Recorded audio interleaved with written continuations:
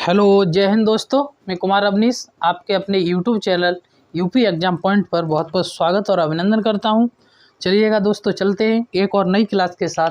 और आज हम अपनी इस क्लास में हिंदी का नया टॉपिक लेके आ रहे हैं और जिसका नाम है संधि। ठीक है सर, चलते हैं। तो देखिएगा, हम बात कर रहे हैं, हमारा नया टॉपिक है हिंदी में, जो हमारा नया टॉपिक है जिसका नाम है संधि। क्या नाम है? संधि।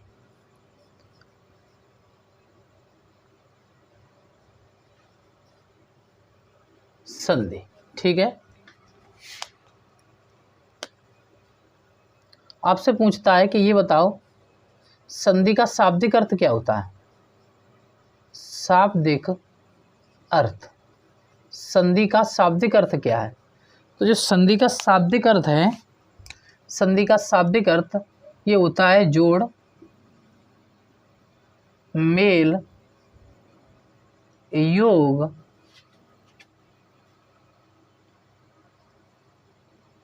समझौता,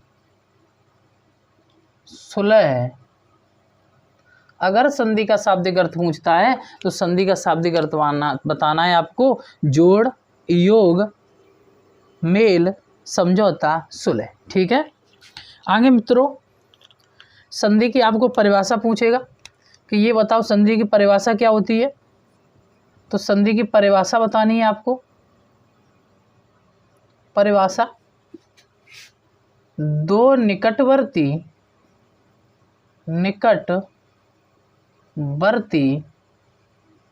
वर्णों के मेल से, दो निकटवर्ती वर्णों के मेल से जो विकार उत्पन्न होता है, जो विकार उत्पन्न होता है उसे संधि कहते हैं। दो निकटवर्ती वर्णों के मेल से जो विकार उत्पन्न होता है उसे हम संधि कहते हैं। ठीक है। दूसरा पॉइंट इसका बनता है, पहले पद का अंतिम वर्ण तथा बाद वाले पद का पहला वर्ण, पहले पद का अंतिम वर्ण तथा बाद वाले पद का पहला वर्ण मिलने पर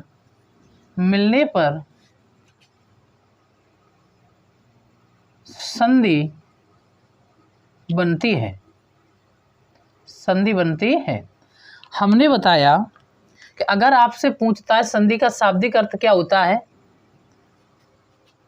मित्रों मैं आपका जो टॉपिक पढ़ा रहा हूँ इस टॉपिक का नाम है संधि। और संधि टॉपिक आपके यूपी SSS द्वारा जो हाल ही में यूपी पैट की जो परीक्षा होगी उस पैट में स्पेशली इस टॉपिक को इंक्लूड किया गया, रखा गया है। और आपके पैट परीक्षा में संधि से संबंधित जितने भी क्वेश्चन पूछे जाएं, चाहे 2 हों चाहे 4 हों, एक भी क्वेश्चन गलत नहीं होगा, ये हमारी गारंटी है। बस आप हमारे क्लास को अच्छे से देखिएगा और कहीं समस्या आ रही है तो आप कमेंट कीजिएगा। ठीक है। तो देखिएगा, हमने क्या बताया कि संधि का जो शाब्दिक अर्थ होता है वो होता है मेल, मतलब जोड़, मेल, योग, समझौता, सुलह। संधि की परिभाषा पूछता है तो दो निकटवर्ती वर्णों के मेल से जो विकार उत्पन्न होता है उसी को हम क्या कहते हैं? संधि कहते हैं। अब इसमें कैसे जुड़ता है? तो यहाँ पर लिखा हुआ है पहले पद का अंतिम वर्ण, पहले पद का अंतिम तथा बाद वाले पद का पहला वर्ण मिलने पर संधि बनती है। यहाँ पर कहने का मतलब ये है कि दो निकटवर्ती वर्णों को मिला तो रहे हो आप, लेकिन निकटवर्ती वर्ण कौन से मिलेंगे? जैसे मैंने इधर लिख दिया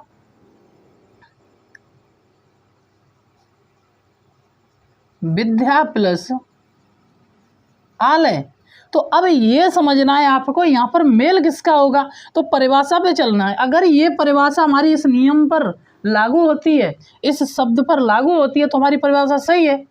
ठीक है। तो यहाँ पर लिखा है दो निकटवर्ती वर्ड। अब निकटवर्ती वर्ड कौन से होंगे? ये वाला और ये वाला तो निकटवर्ती नहीं होगा, तो आपका ये वाला और ये वाला। और ये लिखा भी है कि पहले पद का अंतिम वर्ड और बाद वाले पद का पहला वर्ड, इन दोनों का क्या होता है? मेल होता है, या इन वर्ड के मिलने पर संधि बनती है। तो हमने यहाँ क्या किया, हमने यहाँ पर पीछे अंतिम वर्ड ले लिया। अब जो देहा शब्द है, देहा, इसमें बाद में बड़े आ का सेंस आ रहा है या बड़े आ का मात्रा लगी हुई है, तो हम यहाँ ले लेंगे बड़ा आ, और प्लस यहाँ पर भी पहला पद अक्षर क्या है? बड़ा आ। और दोनों आ को जब जोड़ दोगे तो भैया क्या बनेगा? बड़ा आ बनेगा। मित्रों एक बात आपको ध्यान रखनी है, चाहे छोटे वर्ड के साथ छोटा मिले, चाहे छोटे के साथ बड़ा मिले, या बड़े के साथ छोटा मिले, या दोनों बड़े ही बड़े मिले, आपका जो वर्ड बनेगा वो बड़ा ही वर्ड बनेगा। जो स्वर निर्मित होगा वो बड़ा ही स्वर निर्मित होगा या दीर्घ स्वर निर्मित होगा। तो हमने यहाँ क्या किया, हमने इधर से लिया विधि और प्लस आ। अब यहाँ पर हमने आ लिख लिया, उसके बाद में इधर क्या बचा? लय बचा, तो हमने ये लय लिखा। अब ये जो पढ़ रहे हो आप, इसे पढ़िएगा तो क्या लिखा है? विद्यालय। मतलब क्या सही है? हाँ सही है, लेकिन ये गलत है, क्योंकि हिंदी जो देवनागरी लिपि में हिंदी लिखी गई है, उस हिंदी में आपके शब्द के बीच में कभी भी स्वर आता ही नहीं है। वहाँ पर स्वर की मात्रा का प्रयोग किया जाता है, जैसे मैंने लिखा है विद्या या विद्य, और विद्य में आ नहीं आएगा बल्कि आ का डंडा आएगा और पीछे ल हो जाएगा। और इसी तरीके से दोस्तों आप देखते आ रहे हो, हमारी प्रकृति में या परंपरागत से इसी तरीके से विद्यालय लिखा होता है। तो हमने बताया पहले पद का अंतिम वर्ण और बाद वाले पद का पहला वर्ण अगर मिलने पर विकार हो रहा है तो इसी को हम क्या कह रहे हैं? संधि कह रहे हैं। ठीक है मित्रों, आगे एक उदाहरण और देते हैं इसी परिभाषा से संबंधित। अगला हमारा उदाहरण है, अगर हमने लिखा चिड़िया प्लस घर, और इसको हमने देखा, यहाँ पर हमने देखा बड़ा आ रहा है और इधर आ रहा है घा आ रहा है, तो क्या इनका विकार हो सकता है? इन दोनों वर्डों से मिलके कोई एक वर्ड बन सकता है? तो सर ऐसा नहीं हो सकता। और जैसे हमने इसको जोड़ने की कोशिश भी की तो हमने लिख दिया चिड़िया घर।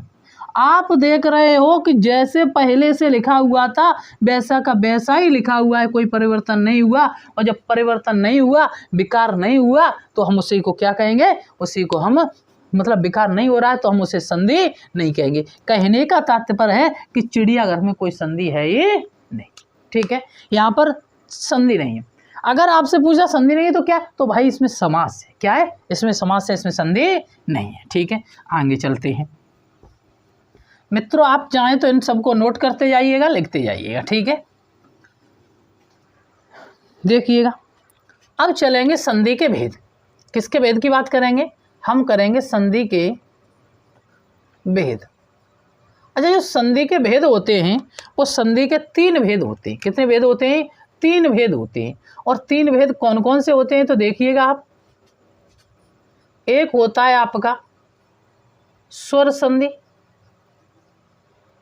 और एक होता है आपका व्यंजन संधि, और तीसरा होता है आपका विसर्ग संधि। इस तरीके से संधि के 3 भेद होते हैं। स्वर संधि में इसमें स्वर का प्रयोग किया जाएगा, व्यंजन संधि में व्यंजन का प्रयोग किया जाएगा, और विसर्ग संधि में विसर्ग का प्रयोग किया जाएगा। ठीक है, अगर हम बात करते हैं कि संधि का कार्य क्या होता है, संधि का कार्य, किसकी बात कर रहे हैं हम? संधि के कार्य की बात कर रहे हैं कि संधि के कार्य। तो संधि के जब हमने कार्य देखे तो संधि का क्या कार्य होता है? इसका कार्य होता है दो पुराने अर्थवान शब्दों से एक नया अर्थवान शब्द बनाना। दो पुराने अर्थवान शब्दों से एक नया अर्थवान शब्द बनाना। दूसरा पॉइंट है इसका, शब्द रचना को छोटा करना। यहाँ पर इसने जो संधि के कार्य बताए हैं हमने, उसमें संधि के कार्यों में बताया है कि दो पुराने अर्थवान शब्दों से एक नया अर्थवान शब्द बनेगा और साथ ही शब्द की रचना छोटी कर दी जाएगी। अगर इसका ही मैं आपको उदाहरण बताऊं, उदाहरण तो देखिएगा, जैसे मैंने लिखा हिमालय, क्या लिखा मैंने? हिमधन आलय। अब यहाँ पर आप देख रहे हो कि हिम का अर्थ होता है क्या? बर्फ, और आलय का अर्थ है घर। तो यहाँ पर बन रहा है, पुराने दो शब्द हैं, एक हिम माने बर्फ और आलय माने घर। जो बर्फ का घर है उसी को हम क्या बोलेंगे? हिमालय बोलेंगे। लेकिन इसकी जब संधि करेंगे तो संधि हो जाएगी हिमालय, हिमालय। तो पहले भी इसके कुछ अर्थ थे और नया भी अर्थ निकला, और हिमालय मतलब एक पर्वत का नाम है जो भारत के उत्तर में स्थित है। ठीक है। अब दूसरी चीज हम ये देखते हैं कि शब्द की रचना को छोटा कर दिया इसने। तो देखिएगा, पहले इसमें 2 वर्ड और 3 वर्ड 5 वर्ड थे, लेकिन यहाँ पर कुल कितने? 4 वर्ड हैं। तो इनका जो काम है वो क्या है? शब्द की रचना को छोटा करना भी है। आगे चलते हैं।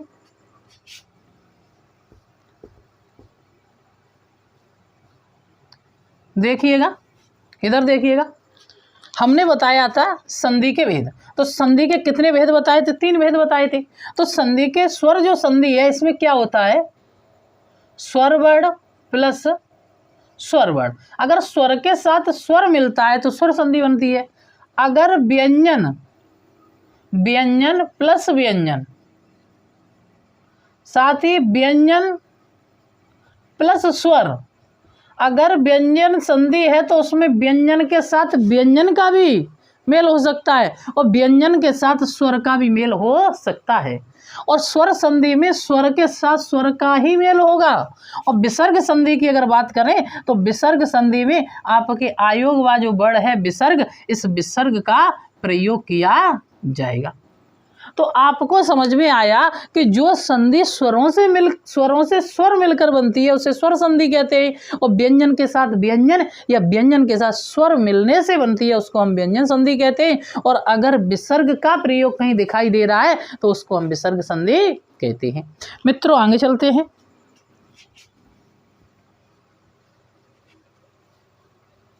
आगे हेडिंग लगाइएगा। अब हम बात करेंगे किसकी? स्वर संधि की। किसकी बात करेंगे हम? स्वर संधि की बात करेंगे। स्वर संधि, स्वर संधि को देखते हैं। आज की क्लास में हम स्वर संधि को कंप्लीट करने की कोशिश करेंगे मित्रों। चलिएगा, इसमें स्वर वर्णों के मेल से विकार उत्पन्न होता है। इसमें स्वर वर्णों के मेल से विकार उत्पन्न होता है। कहने का तात्पर्य है कि स्वर संधि में स्वर वर्णों का क्या होगा? मेल होगा। अब बात करते हैं स्वर वर्ण। स्वर वर्ण देखते हैं कि स्वर वर्ण कौन से हैं। तो आपको हमने वर्णमाला में पढ़ाया था कि अ, आ, ए, उ, री, ए, ऐ, ओ, औ। ये 11 वर्ण हैं, इनको स्वर कहते हैं। और इसमें ह्रस्व स्वर भी है, दीर्घ स्वर भी हैं। इनमें से अगर आपको देखना है कि इन स्वरों के साथ यही स्वर जब मिलेंगे तो आपकी कौन सी संधि बनेगी? आपकी स्वर संधि बनेगी। हम बात करते हैं स्वर संधि के भेद की। किसकी बात करते हैं दोस्तों? स्वर संधि के भेद। तो स्वर संधि के 5 भेद होते हैं। कितने भेद होते हैं? 5 भेद होते हैं। तो नंबर 1 आता है आपका दीर्घ स्वर संधि। कौन सी? दीर्घ स्वर संधि। दूसरी आती है आपकी यड़ स्वर संधि। तीसरी आती है आपकी गुण स्वर संधि। और चौथी आती है आपकी वृद्धि स्वर संधि। और 5वीं आती है आपकी अयादि स्वर संधि। ये हमारी 5 प्रकार की स्वर संधियां हैं। कितने प्रकार की स्वर संधियां हैं? 5 प्रकार की स्वर संधियां हैं। अगर आपसे कोई पूछता है कि स्वर संधि कितने प्रकार की होती है, तो स्वर संधि आपकी 5 प्रकार की होती है। अगर बात करें कि दीर्घ संधि की, तो दीर्घ संधि में सदैव दीर्घ वर्णों का प्रयोग किया जाता है। देखिएगा, इनमें बड़ा आ और बड़ी ई और बड़ा उ, यही आपके दीर्घ वर्ण हैं। मैंने बताया भी था वर्णमाला में कि दीर्घ वर्ण कौन से होते हैं, और इसमें दीर्घ वर्णों का प्रयोग किया जाएगा, और उन दीर्घ वर्णों का प्रयोग किया जाएगा जो कि सजातीय होंगे, जो समान जाति के 2 वर्णों से मिलकर के बने होंगे। तीसरा जो चौथा वर्ण होगा वो इसमें प्रयोग किया जाएगा बड़ी री। दोस्तों, अगर री को हम इतना बना दें तो छोटी री है, और साथ में इसमें हम ये गुंडी और लगा दें तो ये बड़ी री हो जाएगी, जो कि आपके ह्रस्व स्वर और दीर्घ स्वर में प्रयोग नहीं हुई है। वहां बताया गया है कि री सिर्फ क्या होती है? ह्रस्व होती है।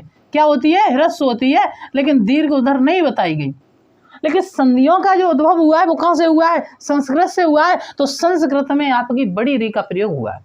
अगर संस्कृत में स्वरों की संख्या देखते हो तो ये 11 प्लस इसमें 2 और जुड़ जाएंगे, एक री जुड़ जाएगा और एक बड़ा वाला ये री जुड़ जाएगा। तो ये बड़ी री का जो प्रयोग होगा वो किस में होगा? आपकी दीर्घ स्वर संधि में होगा। लेकिन वर्णमाला में, हिंदी वर्णमाला में बड़ी री नहीं होती है, लेकिन संस्कृत से आपकी संधियां ली गई हैं, इसलिए यहाँ पर संस्कृत इसमें बड़ी री का प्रयोग दीर्घ संधि में होगा। अगर मैं बात करूं यण संधि की, यण संधि में अगर य, र, ल, व इनसे पहले आधा व्यंजन आ जाए, आधा व्यंजन आ जाए, कहने का तात्पर्य है कि अगर अंत्यस्थ व्यंजन, ये आपके अंत्यस्थ व्यंजन होते हैं। क्या होते हैं? अंत्यस्थ व्यंजन है, अंत्यस्थ व्यंजन।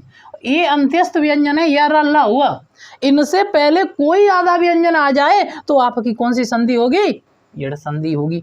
देखिएगा तीसरी संधि के बारे में, अगर शब्द के बीच में ए, औ और अर इनकी मात्रा का प्रयोग हो जाए, कहीं पर भी शब्द के बीच में ए, ओ, अर की मात्रा का प्रयोग हो जाए तो वहां पर गुण संधि होगी।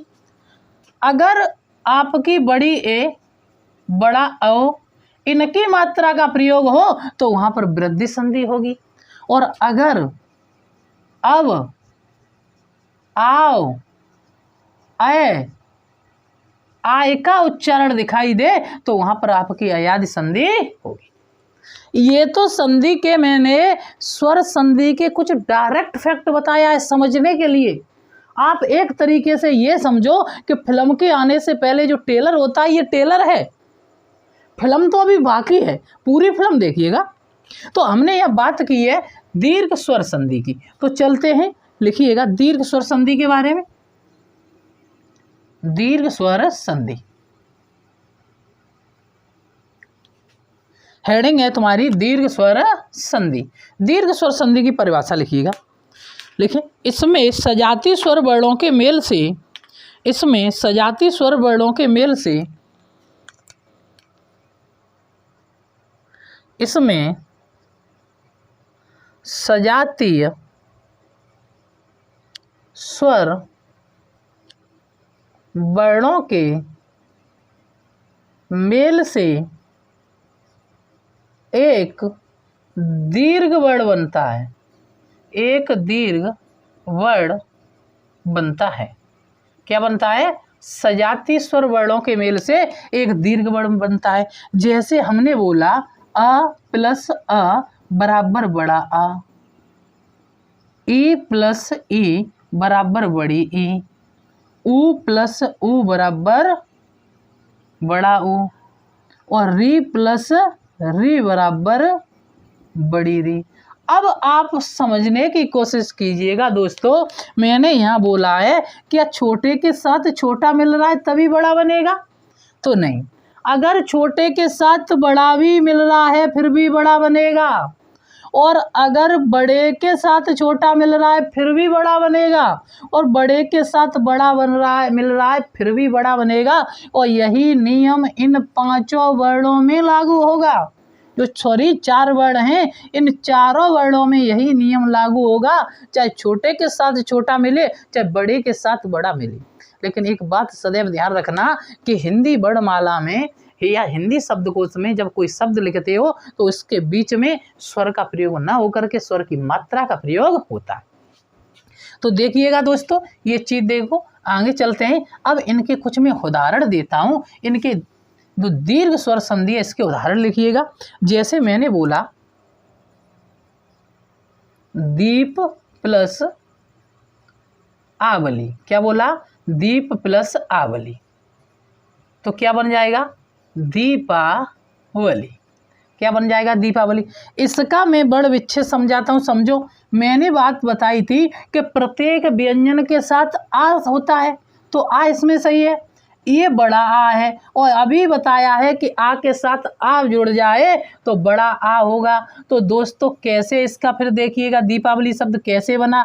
तो हमने यहाँ ले लिया दीप, क्या ले लिया, दीप, और दीप में जोड़ लिया हमने आ, और पीछे क्या बच गई, बलि, क्या बच गई, बलि। तो ये बन गई दीप आ बलि। लेकिन ये गलत है, क्योंकि हमने बताया कभी स्वर का प्रयोग नहीं होगा, स्वर की मात्रा का प्रयोग होगा। तो किस तरीके से लिखी जाएगी, इस तरीके से लिखी जाएगी। और भी उदाहरण देखिएगा। अगर आपकी समझ में नहीं आ रहा है, कोई समस्या है, तो आप कोशिश कीजिएगा, समझ में आ जाएगा। और फिर भी कोई समस्या है तो आप हमारे चैनल पर जो ये क्लास है उसके नीचे कमेंट कीजिएगा, ठीक है। और अगर हमारी क्लास अच्छी लग रही है तो हमारे चैनल को शेयर एंड सब्सक्राइब कीजिएगा और लाइक कीजिएगा। मित्रों आगे चलते हैं। हमने लिखा विद्याधन अर्थी, तो ये क्या बन जाएगा, विद्यार्थी। हमने लिखा दया प्लस आनंद, तो ये क्या बन जाएगा, दया नंद। हमने लिखा भाव प्लस अर्थ, तो ये क्या बन जाएगा, भावार्थ। क्या बन जाएगा, भावार्थ। आप चाहे विच्छेद से संधि करो, चाहे संधि से विच्छेद करो, आपको करना चाहिए। हमने इधर किया, हम इस इधर विच्छेद करते, ठीक है। देखो चलो आगे उदाहरणों में बताएंगे। ये 4 उदाहरण आपने कर लिए होंगे। आगे देखिएगा, अगर हमने लिख दिया हिमालय, तो इससे तोड़ो। कैसे तोड़ोगे, कैसे इसका विच्छेद करोगे, तो आपको पता है कि सदैव वहां से तोड़ना। मित्रों किसी भी संधि को वहां से तोड़ना जहां से तोड़ते समय आपको ऐसा लगे कि इससे जो शब्द बन रहे हैं उनका कुछ ना कुछ अर्थ है। तो आपने तोड़ा, आपने कैसे तोड़ा, हमने एक शब्द निकाल लिया हिम, पीछे बचा आ का डंडा, तो हिमा तो लिख नहीं सकते हैं, तो हमने लिखा हिम, हिम माने होती है बर्फ। उसके बाद में बड़ा आ है तो हमने लिख दिया बड़ा आ, और पीछे क्या लिख दिया, लय। तो हमारा शब्द बन गया हेम धन आलय। क्या सीख पाए। आगे और लिखते हैं, उदाहरण बताते हैं। जैसे हमने उदाहरण दिया गिरीश, अब इस गिरीश का विच्छेद कीजिएगा। तो देखिए ऐसी जगह से तोड़ेंगे जहां बड़ा आ, बड़ी ई और बड़ा ऊ या बड़ी री आए। तो यहाँ पर देखो बड़ी री है, रा पे बड़ी ई की मात्रा है, तो यहीं से तोड़ दो। तो एक शब्द बन गया गिरी। क्या बन गया, गिरी। अगर आपने गिर लिखा, और अगर आपका माइंड कहता है तो आप इसको गिरी भी लिख सकते हो प्लस, और जब बड़ी ई की मात्रा दोस्तों यहीं लगा दोगे तो क्या उधर कोई मात्रा लगा सकते हो, बिल्कुल लगा सकते हो। तो इधर मात्रा लग जाएगी आपकी, चाहे तो छोटी ई की लगा लो तो छोटी ई लिख लिया, प्रश्न लिख दिया। तो इस नहीं होता, क्या होता है, बड़ी ई होती है, ईस होता है। लेकिन इधर देखा कि ये नियम तो सही है, लेकिन गिरी माने क्या होगा, तो गिरी नहीं होता है, गिर होता है। क्या होता है मित्रों, गिर होता है। तो यहाँ पर हमारा सही शब्द लिखा जाएगा गिर। गिर माने होता है पर्वत, और ईस माने होता है स्वामी। जो पर्वतों का स्वामी है उसी को क्या कहेंगे मित्रों, गिरीश कहेंगे, ठीक है।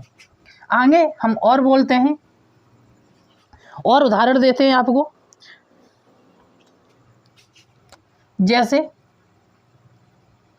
कपीस, तो तोड़ दो यहां से, तो क्या बन जाएगा, कप प्लस ईस। जो बंदरों का स्वामी है उसको क्या कहेंगे, कपीस कहेंगे। हमने बोला रविंद्र, क्या बोला, रविंद्र, तो रवि प्लस इंद्र। ठीक है, तो बड़े आ के उदाहरण हो गए, बड़ी ई के हो गए। अब बड़े ऊ के कुछ उदाहरण देखिएगा। जैसे हमने लिखा गुरु उपदेश, गुरु उपदेश, तो गुरु के जो उपदेश हैं उनको क्या कहेंगे? गुरु उपदेश। तो हमने लिख दिया गुरु प्लस उपदेश। आप ये देख रहे हो कि यहाँ अगर रा पे गुंडी लगा के बन रहा है तो बड़े ऊ की मात्रा है, और रा पे अगर सीधा यूं बन रहा है तो छोटे ऊ की मात्रा है। तो यहाँ छोटा ऊ और प्लस छोटा ऊ तो क्या बन जाएगा? बड़ा ऊ बन जाएगा। तो रा पे क्या है? बड़ा ऊ चढ़ा हुआ है। और जब ऊ यहाँ से कट गया तो क्या बचेगा? उपदेश बचेगा। तो गुरु उपदेश। ठीक है, ऐसे ही हमने लिखा भानुदय, तो क्या कर देंगे? भानु प्लस उदय, छोटा ऊ बड़ा ऊ, भानु माने सूर्य, उदय मतलब निकलना। ठीक है, ऐसे हमने एक उदाहरण और लिखा सूक्ति, तो सु धन उक्ति, ये हमारे किसके हो गए? बड़े ऊ के हो गए। आगे चलते हैं, हम बड़ी री के कुछ उदाहरण और देख लेते हैं। किसके देख लेते हैं? बड़ी री के कुछ उदाहरण और देख लेते हैं। जैसे हमने लिखा पितृण और हमने लिखा मातृण। तो आपको ये समझना है कि अगर आप कहीं पर छोटी री बनाते हो तो यूं बनेगी, और बड़ी री बना रहे हो तो इसी के नीचे एक गुंडी लगा दो, और किसी अक्षर के नीचे बड़ी लगानी है, आपको बड़ी री लगानी है तो उस अक्षर के नीचे बस इतना लगा देना और सेंस आपका किसका आएगा? री का आएगा। ठीक है, तो देखिएगा अब यहाँ से हम तोड़ रहे हैं, तो ये देख रहे हो आप, यहाँ से तोड़ोगे तो शब्द बनेगा पे अत्र, यूं बड़ी री प्लस बड़ी री है और इधर बड़ी री का सेंस लगा लिया, तो क्या इधर छोटी री या बड़ी री नहीं लिख सकते? बिल्कुल लिख सकते। तो हमने लिख दिया पितृण, तो क्या बन गया? पितृण। ऐसे ही मातृ प्लस ऋण। कुछ मित्रों को कम समझ में आया है तो वो समझने की कोशिश कीजिएगा। मैं इन विच्छेद से मैं संधि बना रहा हूँ पुनः मित्रों। तो देखिएगा, मैंने मात्र लिखा, मात्र लिखा। अब यहाँ क्या है? बड़ी री की मात्रा है, तो बड़ी री मैंने यूँ लिख ली, और बड़ी री प्लस छोटी री दोनों मिलके क्या बन जाएंगी? बड़ी री बन जाएंगी। तो मात्र में अब मैं क्या लिख दूँ? देखो दोबारा देखो, इधर मैंने क्या लिखा? यहाँ री थी बड़ी, तो हमने बड़ी री यूँ लिख ली, उसके बाद में छोटी री है तो ये भी लिख दी, और दोनों जुड़ के क्या बन जाएगी? बड़ी री बन जाएगी, बनेगी। यहाँ पर क्या बचा? तो यहाँ बचा मात्र। क्या बचा? मात्र। मात्र के नीचे हलंत लगा रहे हैं क्योंकि री हट गई वहाँ से, और अब यहाँ ये री लेके आएंगे तो हमने री लिख दी, बड़ी लिख दी, पीछे क्या बचा? ड बचा। तो ये पढ़ के सुनाओ क्या बन गया? मातृण। लेकिन ऐसे नहीं लिखा जाता क्योंकि बड़ी री का प्रयोग ना होगा, री की मात्रा का प्रयोग होगा। तो दोस्तों हमने क्या किया?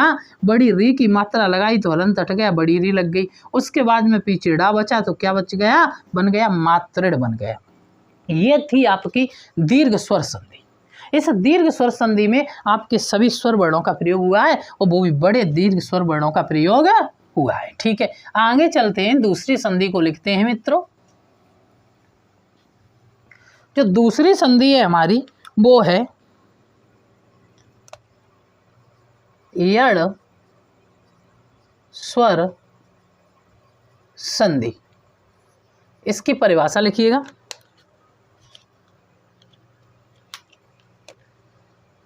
यदि शब्द के मध्य में अंत्यस्थ व्यंजन, यदि शब्द के मध्य में अंत्यस्थ व्यंजन य, र, ल, व, ये अंत्यस्थ व्यंजन है, आए और इनसे पूर्व या इनसे पहले कोई आधा व्यंजन आए, व्यंजन आए। समझने की कोशिश करना मित्रों। मैंने बताया यदि शब्द के मध्य में अंत्यस्थ व्यंजन आए, मतलब य, र, ल, व में से कोई आए और इनसे पहले कोई आधा व्यंजन आ जाए, तो आपकी यड़ संधि होगी। जैसे मैंने उदाहरण लिखा, उदाहरण अध्यादेश, क्या लिखा? अध्यादेश। तो आपको दिख रहा है कि या आ रहा है और या से पहले आधा व्यंजन धा आ रहा है, तो यहाँ पर क्या होगी? आपकी यड़ संधि होगी। तो इसको तोड़ दो मित्रों। तोड़ना कहाँ से है? तो आपको वहीं से तोड़ना है जहाँ पर क्या देखे कि तोड़ने पर कुछ अर्थ स्पष्ट हो जाएगा। तो पीछे आपने देखा कि एक शब्द निकल आएगा यहाँ से, बड़ा आ और देश, तो क्या बन गया? आदेश। आगे देखोगे आप लिखोगे आ प्लस धा, और धा जो है वो बचेगा अधे। अगर आ के नीचे अलंत कर देते तो अध हो जाता है, अध का अर्थ नहीं है, अध का अर्थ है। तो ये बन गया अध प्लस आदेश। अब अगर कम समझ में आया है तो फिर बिच्छे से संधि बनाइएगा। मैंने इधर देखा कि शब्द के पीछे, सबसे पीछे कौन सा वर्ड आ रहा है? ध्वनि आ रही है, तो धा के पीछे छोटी ई आ रही है, यहाँ बड़ा आ रहा है, और दोनों का योग किया पड़ा तो क्या बन गया? या बन गया। और यही या बेटा यहाँ रखा हुआ था, यही या मित्रों यहाँ रखा हुआ था। और कुछ जो बच्चे देखते हैं कहते हैं कि यहाँ पर या है, लेकिन यहाँ क्या या आया ही नहीं। और संधि करते हैं तो कहते हैं कि यहाँ छोटी ई की मात्रा है और बड़ा आ है, तो फिर या बनेगा कैसे? दोनों का सेंस करो, दोनों को उच्चारित करो, ए या क्या बनेगा? या बनेगा। तो हमने ऐसा किया कि यहाँ बचा कितना? तो देखो आ बचा, और धा से छोटी की मात्रा लगा ली तो धा आधा बनेगा, आधा धा बचा, अलंत लगा दो, फिर क्या बचा?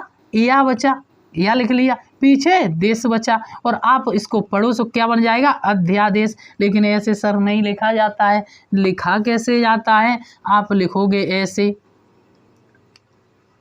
अध्यादेश। कैसे लिखोगे?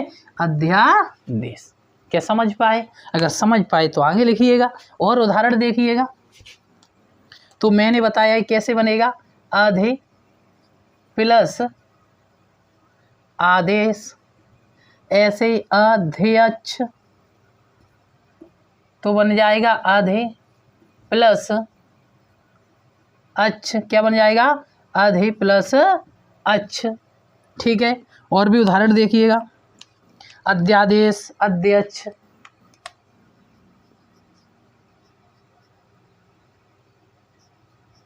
पित्रादेश तो हो जाएगा पित्र प्लस आदेश।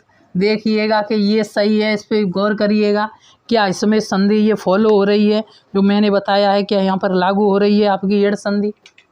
अगर लागू हो रही है तो बताइएगा, नहीं तो कमेंट कीजिएगा कि अब जो पित्रादेश लिखा हुआ है वो पित्रादेश सही लिखा हुआ है, बताइएगा।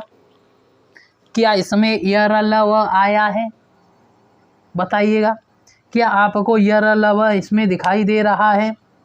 बताओ, दिख रहा है? तो सुनिएगा, मैं इसके बारे में बताता हूँ कि जो त्र है, ये त्र दो अक्षर से मिलके बना है, एक आधा ता और एक आधा रा, सॉरी एक आधा ता और एक पूरा रा। और यही नियम है कि अगर या से, रा से, ला से, वा से आगे कोई आधा व्यंजन आ जाए तो उसको क्या कहेंगे? उसको हम आपकी यड़ संधि कहेंगे। क्या कहेंगे? यड़ संधि कहेंगे। ठीक है, तो हम लिख रहे हैं, क्या लिख रहे हैं? पित्रादेश। ठीक है, तो हमने यहाँ लिखा पित्रादेश, तो इसको कर दो, कैसे करोगे? पित्र प्लस आदेश। कैसे करेंगे? पित्र प्लस आदेश। ठीक है, आगे और उदाहरण हैं, जैसे अन्वेषण, अन्वेषण, इसको देखिएगा। आगे और उदाहरण है, जैसे अन्वय, अन्वय, तो ये कैसे कर दोगे? ये करोगे अनुधन एसड़। क्या कर दोगे? अनुधन एसड़। अब आप सोच रहे होगे कि सर यहाँ तो ये है नहीं, यहाँ कैसे आया? तो छोटा ओ और प्लस ए को जोड़ो तो क्या बन जाएगा? ओई। ठीक है, अन्वेषण तो अनुधन एसड़, क्या बन जाएगा? अनुधन एसड़। ठीक है, तो ये भी छोटा ओ और प्लस ए तो क्या बन जाएगा? ओए। क्या बन जाएगा? ओए। तो इसमें क्या करना था, देखिएगा, एसड़ यूँ करके, अब ये एसड लिखा हुआ है तो उ प्लस ए, तो क्या बन जाएगा उ। क्या सही है? देखिएगा अन्वेषण में जो लिखा हुआ है, अच्छा ये ऊपर वाले का इधर कर दिया, रॉन्ग है, ठीक है। इधर देखिए अन्वय है, अन्वेषण नहीं है। अन्वेषण तो ये सो रंग कर दिया मैंने, ये था अन्वय, तो अनु धन अय। अब उ प्लस आ और दोनों मिला के पड़े हुए तो क्या हो जाएगा उआ, क्या हो जाएगा उआ हो जाएगा, ठीक है। अनु प्लस अय। और उदाहरण देखते हैं मित्रों, और उदाहरण बताते हैं। जैसे हमने लिखा स्वागत, स्वागत स्वागत, तो क्या हो जाएगा सु धन आगत। अच्छा कैसे बना है इसको भी बताते हैं। छोटा उ प्लस बड़ा आ, तो क्या बन जाएगा उआ, क्या बनेगा उआ। तो यहाँ पर हमने क्या किया, जब सा से छोटे उ की मात्रा निकाली तो सा आधा हो गया, उआ इधर लिख लिया, गत पीछे लिख दिया, तो क्या बन गया स्वागत। लेकिन ऐसे लिखा जाता है नहीं, ऐसे नहीं लिखा जाएगा, क्योंकि यहाँ पर सा को हम आधा बना लेंगे, तो हमने लिखा स्वागत। क्या लिखा स्वागत। और उदाहरण देखते हैं, जैसे यद्यपि, जैसे यद्यपि, यद्यपि, तो ये क्या बन जाएगा यदि प्लस अपि। आप सोच रहे होगे सर ये कहाँ से आ गया, जबकि ये तो नहीं है, इससे आगे तो कोई आधा वर्ड भी नहीं दिख रहा है। तो आपको पता है आधा दा और या मिलके आपका क्या बनता है, ये संयुक्त व्यंजन बनता है। अब आधा दा, तो या से पहले आधा दा है, तो आपका नियम लागू हो रहा है, और जब लागू हो रहा है तो इसे बना दो। यहाँ छोटी ही हो गई और यहाँ आ हो गया, दोनों को मिलाओ तो क्या हो गया यह हो गया। तो यहाँ पर यह बचा, यह बचा इधर यह, और इधर दा बचा, आधा दा और या। बताओ आधा दा और या है, और प्लस क्या बचा इधर पी बची, तो क्या हो जाएगा यद्यपि। लेकिन गलत ले, ऐसे नहीं लिखा जाता। कैसे लिखा जाएगा यद्यपि, इस तरीके से लिखा जाएगा। अगला उदाहरण, एक उदाहरण और देखिएगा, अध्यादेश हो गया। एक उदाहरण और देखो, प्रत्युत्तर। क्या है प्रत्युत्तर,